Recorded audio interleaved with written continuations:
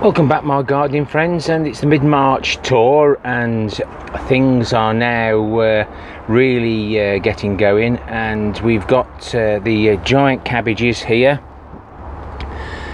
They've welcomed being potted up. They'll stay in here a little bit longer and then we'll get them out into the brassica cage.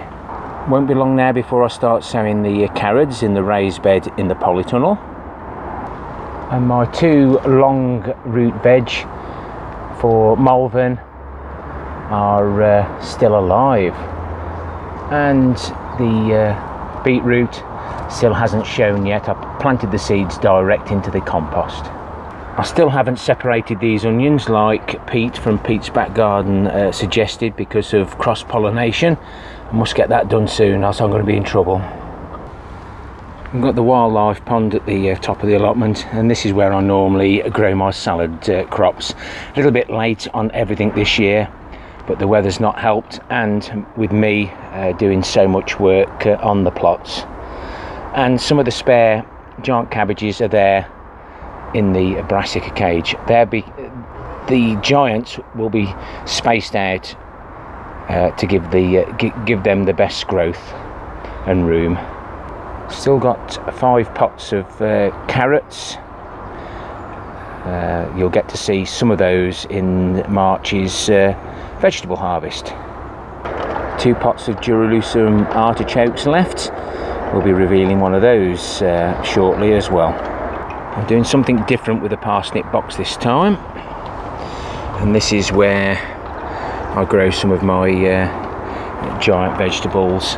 This is the carrot box. We raised it up another pallet collar, and I've still got to finish sieving, but this has now had its layer of liquid manure concentrate, and I'll be sowing these when the weather warms up, probably a few weeks after the polytunnel. I've made myself a little cover for the manure runoff. I found this dumped on the side of the road, and very light, and some gaffer tape, gorilla tape. Obviously it's very light, so it's got 3 bricks there holding it down. These are the Swedes. They're still overwintering really well. They're growing again, so we've got to be careful of that, but they're still good, and we'll harvest them as and when we need them. This is the only remaining Swiss chard bright lights, and I'll give it a good wash. All the compost that got blue in there with all the compost I've been finding, and we'll get a few leaves off that. I've dug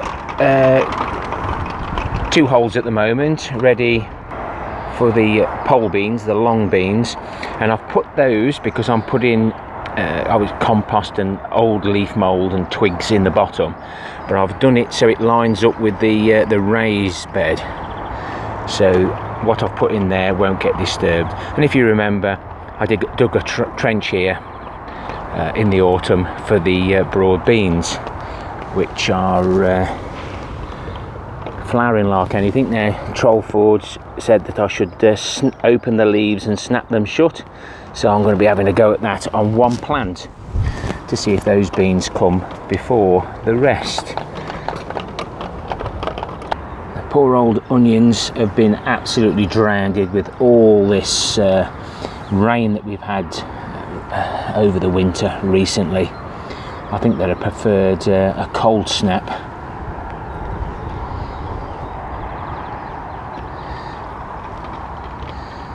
But we've got everything in here that I need to get in here, and any spaces I'll find some onions to do that. Had a few pickings off these pups off the red cabbage, and as you can see now it's going to seed, but I haven't really got room to let it to go to seed, so these will be coming out. I'll probably take the leaves off that, and as you can see, nature always finds a way, and it's this is sprouting also. Everything's coming to life. We're in the fruit cage on plot 3, and the blueberries have started to break open.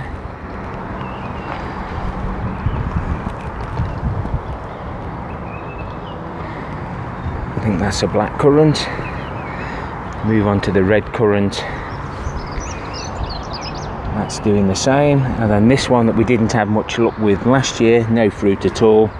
It's romping ahead. Let's see if we get any fruit off that this year.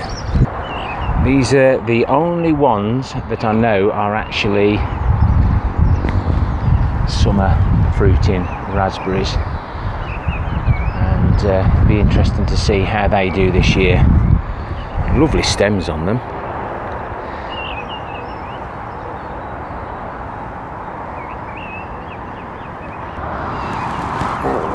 Rhubarb. I just love the way rhubarb pushes its way through. Looks absolutely beautiful. Won't be long before I'm picking that stick. It's been about a week now since I last picked this, and it looks like I might have a wee bit more for this weekend.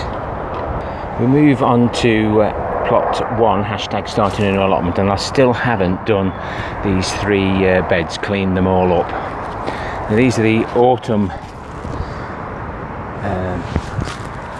raspberries, and they're just starting to shoot from the bottom down, as you'd expect. And as an experiment, these are autumn, but I've left them on to see if I get an earlier crop. And these didn't fruit last year, so I'm hoping for a crop this year. As you can see, the wind's been a bit breezy on my plot hole, neighbouring plot holder. Looks like we've had a cat on the plot. Now this has had manure underneath, and then I covered it with some of my compost. As you can see, some of the manure is just sticking out there.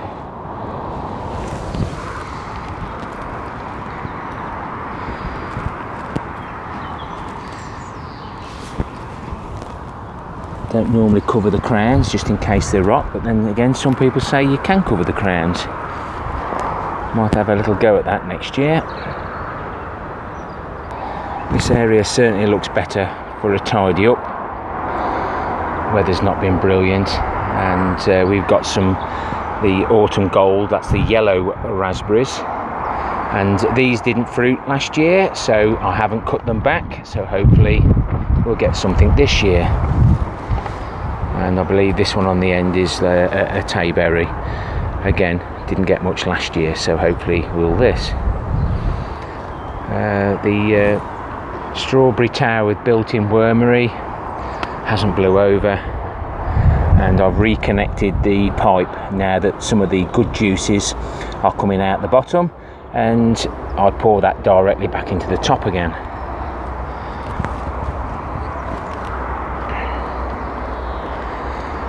Again, it won't be long before I'm just tidying some of these up. Well, would you believe it, there's a sweet pea there. Surely the mice haven't brought them up to there, but we'll look at we'll look at it now. My dailies are under these covers, so it won't be long now before I open those up, but we've got sweet peas everywhere, bar from where they were growing last year. It's all coming alive.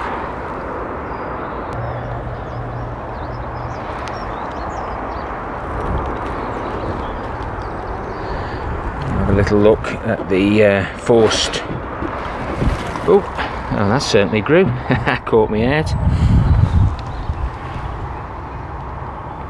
How long should I leave that before I start picking some, guys? Anybody that's forced rhubarb before. The wind's been that strong, it's actually spun the threads from out of here. There's some brass fitting in there. I'll put it back on and it's spun itself back off again. It's certainly been a bit blowy. Will we see the fish? Will they run off? No. But if you do look closely, well, I can't see it on the screen, but well, you might just be able to see the fish in the middle of the screen now, and the frog is also there, maybe just in the middle of the screen. You might be able to see his eyes. Not going to disturb him, because he might find a mate and give me some frog spawn. I've got to find myself some more old rotten logs to make a nice little wild area there. And these mushrooms that I made out of logs are holding up really well. I've got some blossom on my peach tree. Only one. Ooh, will I get a peach? The pomegranate doesn't look very alive at the moment, but there's plenty of time yet. This is the comfrey bed, and the comfrey started to grow and it decided to stop. Don't blame it.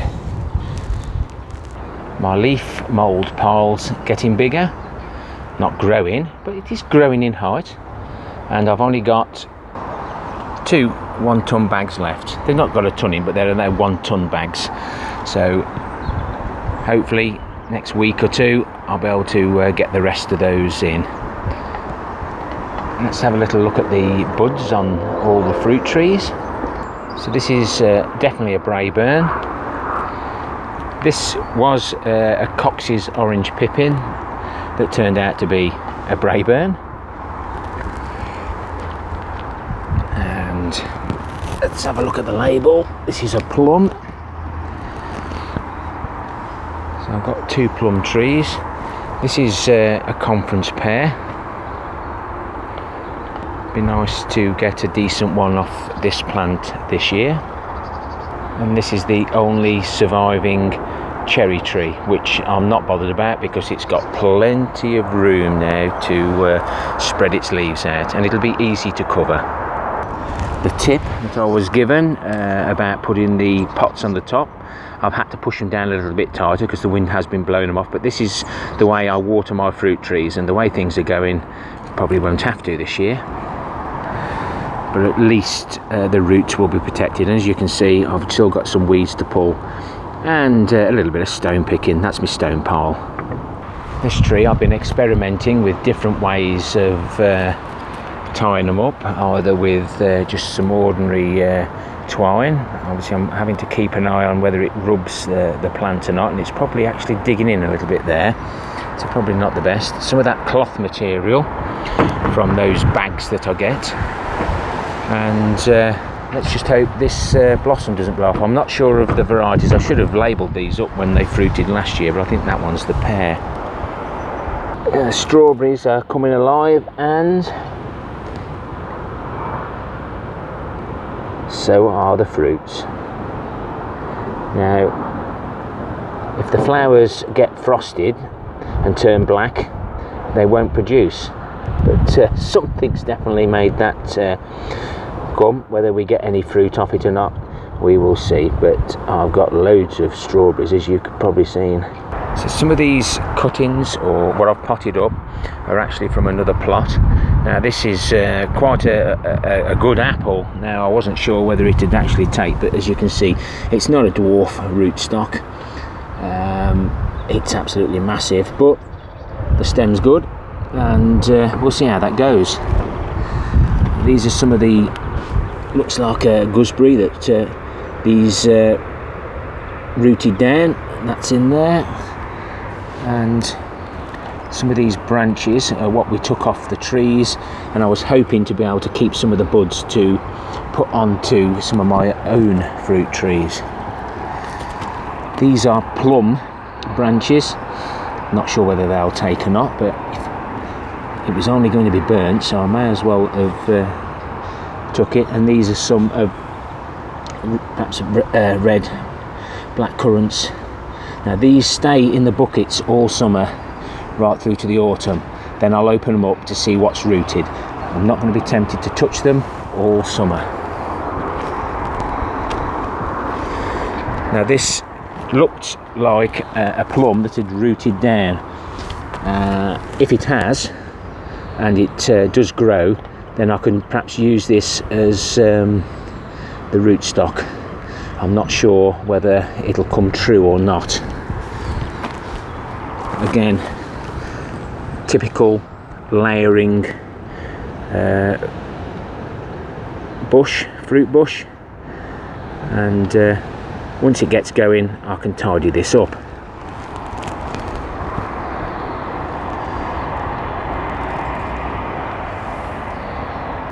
Repairs to the tank have been done and all the water's now transferred. It's been dry enough to mark up the barrels that have got this year's food in. And this high wind, this was a nest, and I presume it was an old one. A little bit too early for them just at the moment.